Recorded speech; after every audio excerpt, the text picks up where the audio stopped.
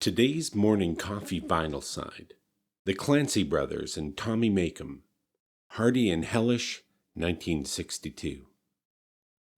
Who hasn't traveled to distant lands and found sanctuary in an Irish pub run by an expatriate of some Irish persuasion or association, and comfort at the bar as a group of strangers materialized to sing in unison Irish pub songs of yesteryear? Many is the time that I've sat at the bar of an Irish pub, sipping a whiskey or drinking a beer to escape the chaos of the unfamiliar streets of whatever city I happen to find myself in, be it Antwerp, Bangkok, or Honolulu, warmed by the kind of home comfort that's unique to the Irish. I think it's because the Irish are some of the most generous people in the world, and that generosity, it's not about material things. That's not what I'm talking about. It's about sharing of themselves. When the door to an Irish home is open to you, all the traditions and unique idiosyncrasies that make it what it is are put on the table before you. Their embrace of themselves and their pride in who they are is not concealed, it's revealed. And when they go out into the world, and when they hang out a publican shingle, the Irish hearth, so well traveled, is there to warm and welcome all. The Clancy brothers were Irish emigres, coming first to Canada after the war, then America, and their Wikipedia page is a fascinating read. There's lots of good stuff there about their route into America and show business, their singing career, and their relationship with fellow Irish and bandmate Tommy Makem. As a foursome, the three brothers with Tommy found themselves performing in New York City at the beginning of the 50s folk boom, bringing an air of authenticity to the genre that the folk-inspired hipsters of the day didn't have claim to. They rose to quick prominence in the scene. On January 20th, 1961, former Congressman and former U.S. Senator John Fitzgerald Kennedy was sworn into the office of the President of the United States of America, capping off what had been a fevered election season where Kennedy's Irish Catholic roots had been a hot topic of interest and discussion. The Irish and all things Irish were suddenly hot in America.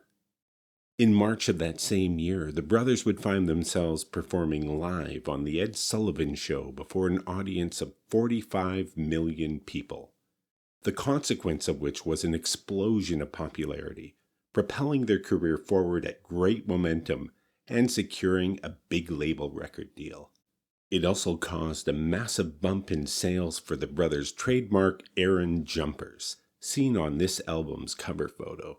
In some ways, you could make the argument that before the British invasion by the Beatles in 1964, America experienced an Irish invasion in 1961 through Kennedy's election and the sudden popularity of the Clancy brothers.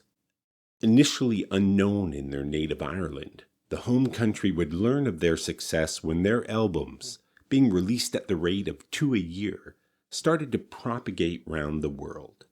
In 1963, they'd be welcomed home there, with a triumphant tour of Ireland where their albums were #1 in sales and airplay, outselling even the mighty Elvis Presley.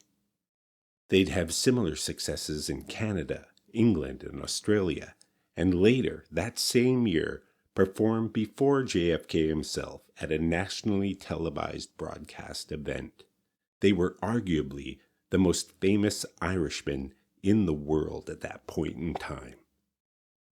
On November 22nd, 1963, on a clear, crisp afternoon at 12:30 p.m. in Dallas, Texas, American President John F. Kennedy's life was taken by the bullets of an assassin. Though it was a blow felt by many around the world, it was particularly hard on the Irish, including the brothers. It wouldn't be until 3 months later, in February of 1964, when 4 lads from Liverpool made their own appearance on The Ed Sullivan Show, that the cloud over America that followed Kennedy's death would lift. There was feeling of a new beginning, as a nation of youth embraced the rock and roll fueled British invasion led by the Beatles, and the period of mourning seemed to be over. And whether it was the loss of Kennedy, or the fact that the folk boom was starting to taper off in '64, or that the troubles that dominated the news out of Northern Ireland and the UK that flared up in the late '60s soured the air, the Clancy brothers and Tommy Makem lost the trajectory they'd initially established in the early '60s.